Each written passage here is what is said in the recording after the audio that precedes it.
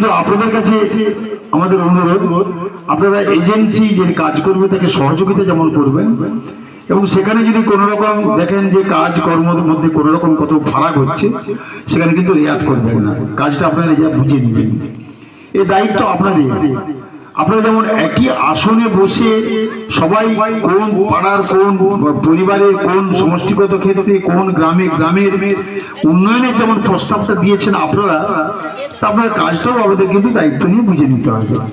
এটা আবেদন থাকলো, মমতা বন্দ্যোপাধ্যায় বাংলার উন্নয়নটা করছেন। উন্নয়ন মানে মানুষের উন্নয়ন করছেন। তিনি কোনো রং দেখছেন না, বর্ণ দেখছেন না, তিনি কোনো ধর্ম দেখেননি। তার জীবনের দুটি জিনিস তিনি লক্ষ্য করে রেখেছেন এবং তাকেই বাস্তবে রূপায়িত করছেন।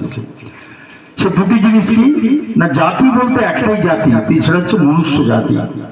তিনি সেই জাতি দেখেছেন মনুষ্য জাতি। আর ধর্ম বলতে একটাই ধর্ম, মানুষের হচ্ছে মানব ধর্ম। তিনি মানব ধর্ম পালন করছেন আর মনুষ্য জাতির উন্নয়ন করছেন। তার জীবনের এই দুটি ব্রত, এই দুটি কাজ তিনি করে চলেছেন।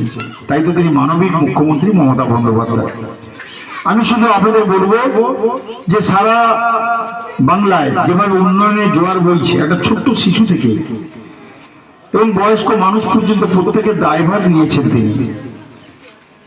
আপনারা ছোট্ট শিশু জন্মগ্রহণ জনসভাতে এখানে জন্মগ্রহণ করছে। আইসিডিএস স্কুল, যাকে আমরা খিচুড়ি স্কুল বলি, সেই স্কুলে যাওয়া অভ্যাস, মিড ডে মিল খাওয়া, আনন্দ বিন্দাস থাকা, ছোট্ট শিশু আনন্দে তার শিশু মনে শিশু সুলভ আচরণ যাতে আরো পরিস্পুষ্ট আদর্শ প্রজন্ম হিসেবে তিনি ব্যবস্থা গ্রহণ করেছেন। আবার ওখান থেকে যখন তার প্রাইমারি স্কুলে, প্রাথমিক বিদ্যালয়ে যাওয়া শুরু করলো, তার জুতো, তার মোজা, তার পোশাক, তার দুপুরে মিড